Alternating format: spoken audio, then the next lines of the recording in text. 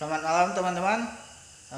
Pada pertemuan kali ini kita akan membahas definisi, tujuan, dan prinsip-prinsip dari bimbingan dan konseling.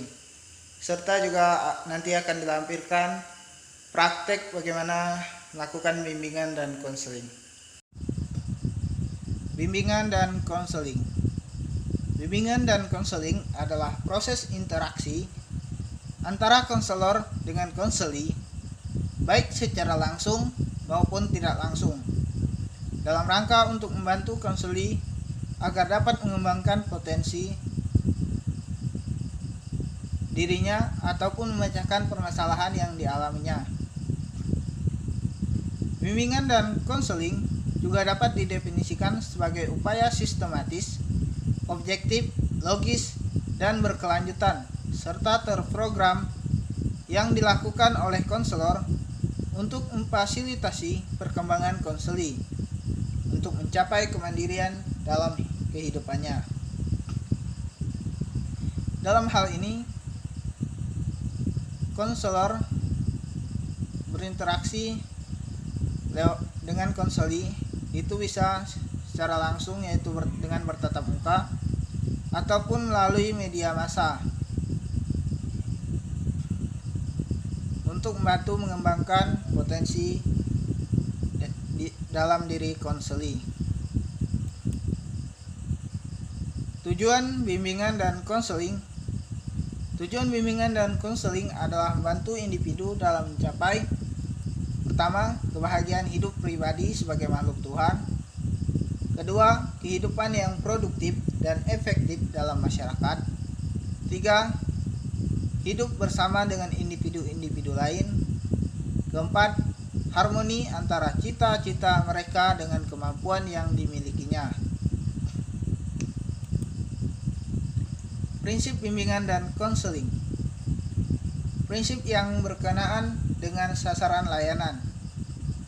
Bimbingan dan konseling melayani semua individu tanpa memandang umur, jenis kelamin, suku, agama, dan status sosial ekonomi.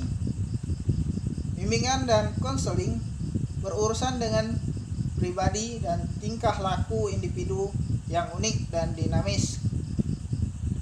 Bimbingan dan konseling perhatikan sepenuhnya tahap dan berbagai aspek perkembangan individu.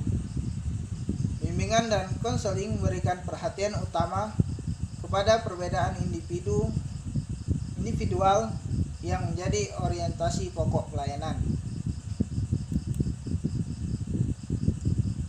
Prinsip yang berkenaan dengan program layanan. Adapun prinsip-prinsip yang berkenaan dengan program pelayanan BK itu adalah sebagai berikut. BK merupakan bagian integrasi dari proses pendidikan dan pengembangan. Oleh karena itu, BK harus diselaraskan dan dipadukan dengan program pendidikan serta pengembangan peserta didik.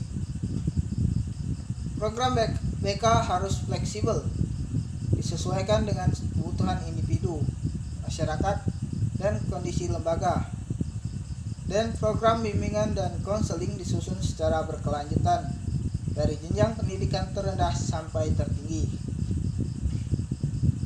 Prinsip berkenaan dengan tujuan dan pelaksanaan layanan.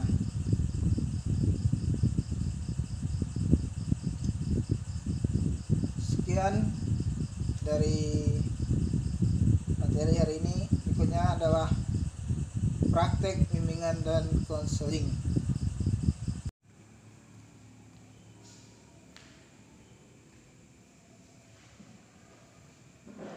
Selamat malam Pak. Malam. Jadi begini Pak, saya ini memiliki permasalahan. Jadi saya ingin minta bantu terhadap Anda. Oke. Kalau boleh tahu ini permasalahannya seperti apa ya Pak? Jadi begini Pak, saat itu saya meminjam motor ayah saya untuk bepergian dengan teman-teman saya. Namun di luar dugaan saya saat kami bepergian, tiba-tiba saja motor saya terkena senggol mobil lain, dan itu menyebabkan saya kecelakaan. Saya dan teman-teman saya tidak apa-apa, tapi motor ayah saya itu memiliki kerusakan yang parah. Ayah saya masih marah dengan saya sampai sekarang. Saya juga bingung untuk memperbaikinya bagaimana, untuk ayah saya bagaimana. Pikiran saya sudah buntu, makanya saya datang terhadap Anda. Saya ingin meminta saran Anda yang terbaik, bagaimana apa yang saya lakukan pada ayah saya ke depannya. Sekian Pak pertanyaan saya, terima kasih. Oke. Kalau menurut saya, Anda bisa menggunakan orang-orang yang dekat dengannya untuk meluluhkan hatinya terlebih dahulu. Seperti misalnya yang paling dekat itu kan dengan istrinya, yaitu seorang ibu. Anda bisa minta bantuannya untuk melakukan pendekatan secara tidak langsung terhadap ayah Anda agar meluluhkan hatinya, supaya bisa menerima kejadian bahwa motornya rusak itu. Setelah itu, setelah dia sudah agak tenang, mungkin Anda bisa melakukan minta maaf secara langsung. Setelah itu apa yang akan dilakukan?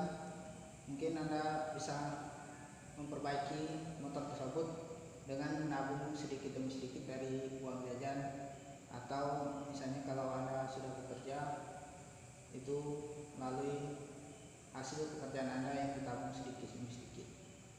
Kalau menurut saya itu jalan yang baik. Jadi terima kasih Pak atas saran Bapak dalam masalah saya ini. Saya mengucapkan terima kasih yang sebesar-besarnya pada Bapak karena akhirnya saya memiliki jalan. Sebelumnya saya buntu, namun setelah Bapak memberikan solusi ini saya sudah tahu ke depannya saya harus melakukan apa. Oke, sama-sama. Ya Pak, terima kasih. Ya, sama-sama.